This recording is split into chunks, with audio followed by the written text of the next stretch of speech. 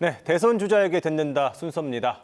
이제 20대 대선이 채 50일도 남지 않았습니다. 대선 전까지 지역을 방문하는 대선 후보들과 공약부터 또 정치 현안까지 다양한 주제로 이야기 나눠보겠습니다. 오늘은 대전을 찾은 안철수 국민의당 대선 후보 만나봅니다. 다른 후보들 역시 일정을 조율해서 자리 마련하겠다는 말씀 참고로 드립니다. 어서 오십시오, 안 후보님. 오늘 반갑습니다. 예, 그 카이스트 과학 토론회에 참석을 하셨습니다. 네. 그 핵심 메시지는 뭐였을까요? 지금 전 세계가 이 과학 기술의 발전이 어떻게 진행이 되고 있고, 그러면 대한민국은 어떻게 생존해야 하는가? 네. 그리고 또 우리의 미래 먹거리, 미래의 일자리는 무엇이 되어야 되는가? 거기에 대해서 이야기하는 자리였습니다. 그게 과학이다라는 말씀이셨나요? 네, 그렇습니다. 예. 뭐 이틀 전에 이런 말씀도 하셨는데 같은 맥락인 것 같습니다. 그 10년 안에 노벨 과학상 수상자를 우리나라에서 배출을 하겠다라는 말씀을 하셨는데 구체적인 방법은 뭐가 있을까요? 네. 왜 우리나라가 그렇게 많은 그 연구개발비를 쏟아붓는데 산업에도 연결이 안 되고 또 노벨상도 받지 않는가? 저는 근본적인 원인이 결과 위주의 감사 때문이라고 봅니다.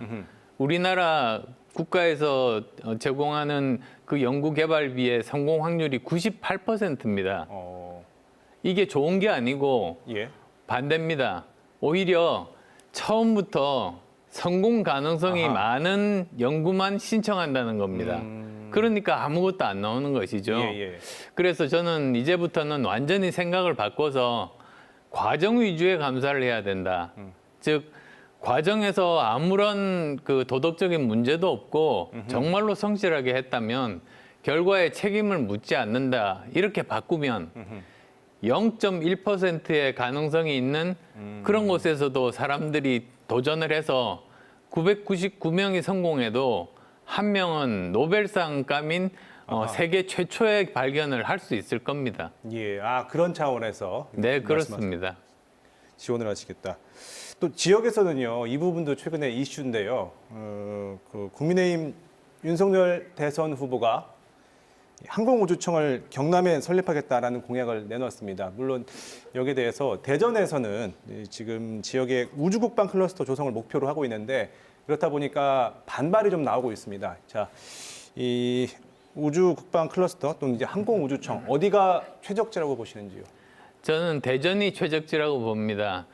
사실 여기 연구소 그리고 연구 인력 그다음에 이 행정을 맡은 부처가 한 곳에 있어야지 서로 긴밀하게 의사를 나누고 특히 또 정책을 만드는 사람들은 현장을 보는 게 중요합니다. 그렇죠. 멀리 떨어져 가지고 책상에서 탁장 행정해서 우리나라가 실패를 많이 하지 않습니까? 네.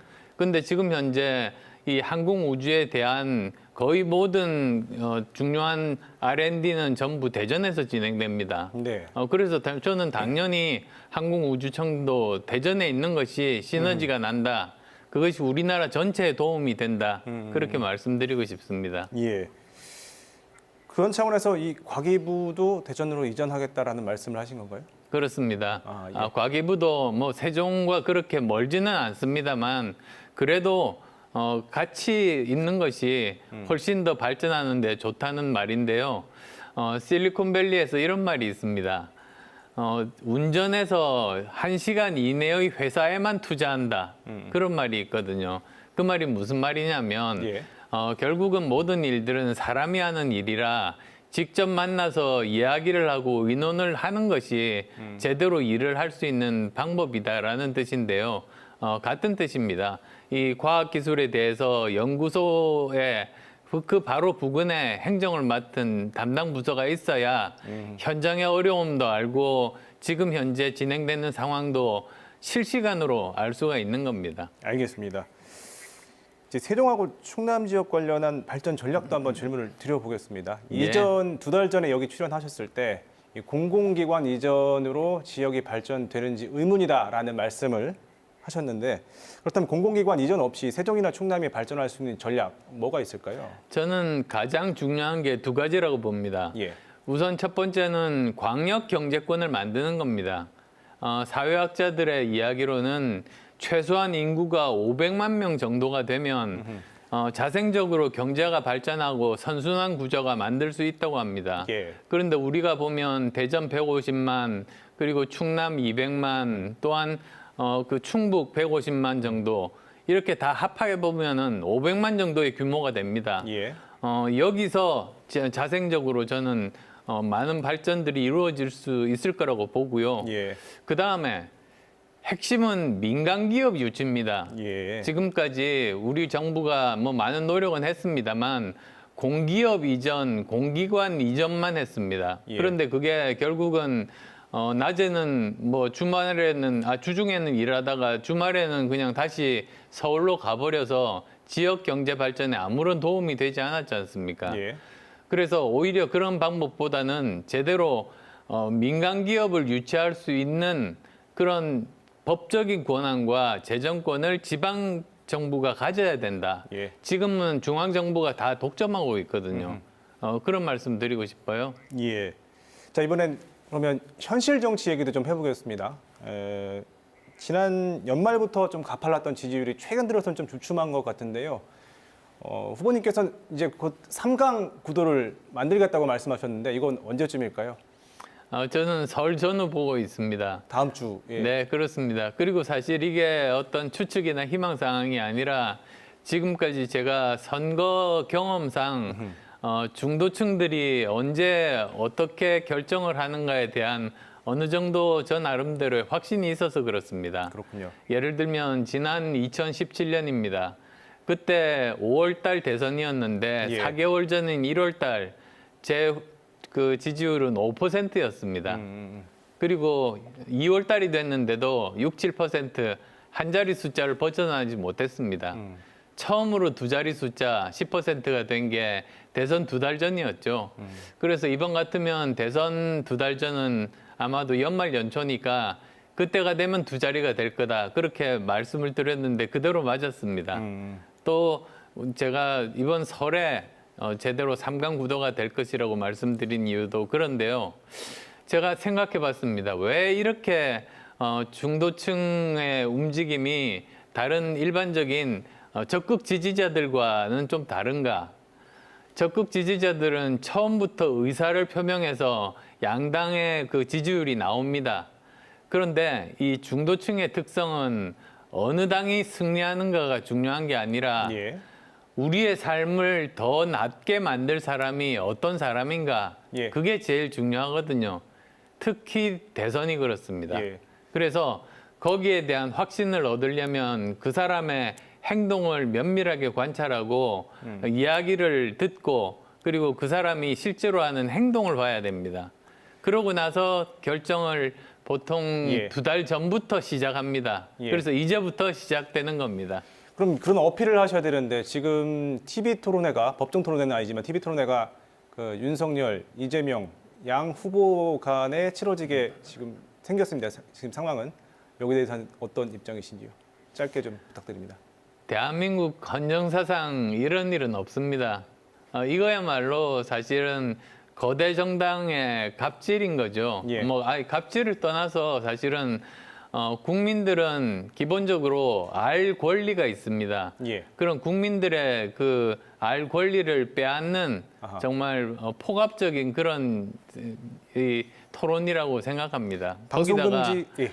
둘 다 보면은 한 사람은 그 비호감 1위, 한 사람은 비호감 2위인데 이게 결국은 비호감 토론밖에 더 되겠습니까? 예, 예. 그래서 정말 공정하게 선관위에서 지금 규정에 의하면 4명의 후보가 지금 저 토론에 참여할 수 있습니다. 예, 예. 그러면 뭐 저까지 10% 이상이라면 3명, 예. 아니면 선관위 기준에 의하면 4명 토론이 맞는 거죠. 방송금지 가처분도 신청을 하시는 거죠? 네, 그렇습니다. 예. 끝으로 이 질문 지겹게 들으셨겠지만 한 번 더 드리겠습니다. 일관되게 단일화는 없다고 말씀을 해 오셨는데 최근에는 안일화라는 또 말씀을 하셔서요. 좀 헷갈립니다. 단일화를 하겠다는 건지 아닌 건지 좀 확실하게 명확히 해주신다면요. 아니라는 제가 말씀드린 내용은 아닙니다. 예. 네티즌들이 하는 이야기입니다. 예. 그러니까 제가 야권의 대표 선수가 되면 그러니까 안철수로 단일화가 되면 예. 그러면 확실하게 압도적인 정권 교체가 가능하다 그런 말인데요. 예. 사실 요즘 나오는 여러 여론조사들을 보면 이재명 후보 대 윤석열 후보가 1대1로 싸우면 거의 비슷하거나 집니다. 예. 그런데 여당이 워낙 가지고 있는 수단이 많습니다. 돈을 뿌릴 수도 있고 여러 가지 또 비밀 정보들도 많기 때문에 지금 박빙이라면 이기기가 어렵습니다. 그러니까 그렇게 윤석열 후보와 이재명 후보 1대1 대결이나 또는 저까지 포함한 3자 대결이나 지는 것은 똑같습니다. 그런데 만약에 이재명 후보와 제가 1대1로 대결을 한다면 예. 여러 여론조사에서 이미 증명이 됐었지만 저는 10%, 20% 이상 압도적으로 이길 수 있습니다. 그 말씀은 뭐 지난 서울시장 그 단일화 때 방식이 아니라 뭐 윤석열 후보 쪽에서 양보를 한다거나 안철수 후보 쪽으로 뭐 단일화를 한다고 하면 그건 받겠다 이 말씀이신가요? 저는 그런 것 요구하지 않습니다. 저는 묵묵히 저희의 길을 갈 겁니다. 예. 그리고 거기에 대해서 사실 가장 책임을 많이 느껴야 되는 것은 그 권한의 권한만큼 책임을 가지는 것 아닙니까? 이 정권 교체에 가장 큰 책임을 가지는 사람은 제1야당입니다. 예. 저희 같이 제2야당이 아닙니다. 그러면 제1야당 입장에서 어떻게 하면 정권 교체를 바라는 국민들의 열망을 제대로 실현시키기 위해서 자기들이 무엇을 할 것인가, 어떤 희생을 할 것인가 그런 진정성을 보여주셔야죠. 알겠습니다. 오늘 말씀 여기까지 듣겠습니다. 후보님 오늘 고맙습니다.